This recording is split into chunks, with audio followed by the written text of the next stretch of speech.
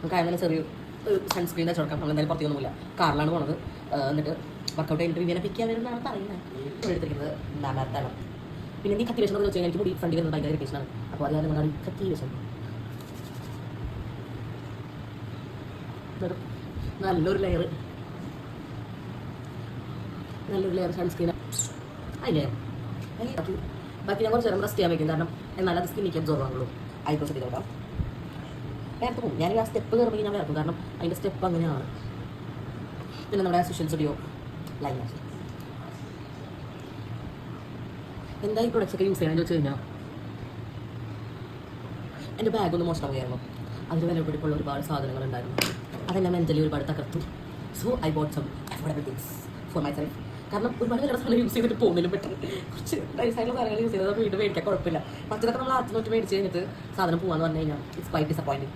So അപ്പോൾ ഇതായിരുന്നു എൻ്റെ ഫൈനൽ ലുക്ക്. ബൈ.